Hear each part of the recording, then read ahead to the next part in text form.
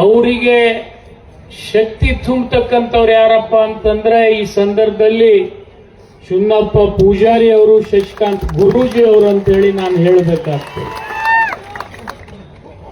ಅವ್ರು ಇರದೆ ಹೋಗಿದ್ರೆ ಇಲ್ಲಿ ನಾನು ಬರ್ತಿರ್ಲಿಲ್ಲ. ನಾ ಬಂದೆ, ಬರುದ್ರಾಗ ನಾನು ನೋಡ್ದೆ, ನಾ ಮನುಷ್ಯ ಅದನ್ನ ಇಟ್ಟಿದ್ದೀನಿ, ನನಗೆ ಹೆಣ ಮಾಡಿದ್ರಿ ನೀವು. ಇರ್ಬೋದಂದ್ವಿ ನಾವು, ಏನ್ ನಮಗೆ ನಾ ಇನ್ನ ಜೀವಂತ ಅದೀನಿ ಅಂತ ಹೇಳಕ್ ಬಂದಿದ್ದು, ಹೇಳಕ್ಕೂ ಕೊಡ್ಲಿಲ್ಲ ನೀವು ಅವತ್ತು.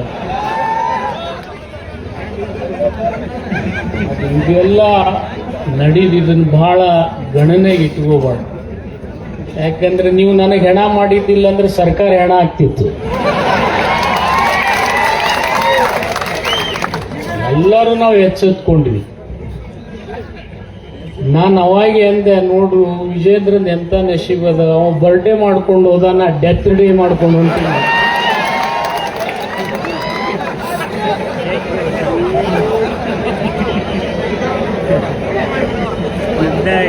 ಅದು ಒಂದು ಸಮಯ. ಅವ್ರ ಹಣೆ ಬಾರದಾಗ ಬರ್ಡೇ ಬರ್ದಿತ್ತು, ನಮ್ಮ ಹಣೆ ಬಾರದಾಗ ಡೆತ್ ಡೇ ಬರ್ದಿತ್ತು ಅಂದ್ರೆ ಯಾರು ಏನ್ ಮಾಡೋದು? ಅದು ಹಿಂದಿ ಒಳಗೊಂದು ಗಾದಿ ಮಾತದ, ಖುದಾಮ ಇರ್ಬಾಂತು ಗದಾ ಪೈಲ್ವಾನ್ ಅಂತ. ಹಂಗ ಅವ್ರ ಹಣೆ ಬಾರದಾಗ ಹಂಗೆ ಬರ್ಬೋದು.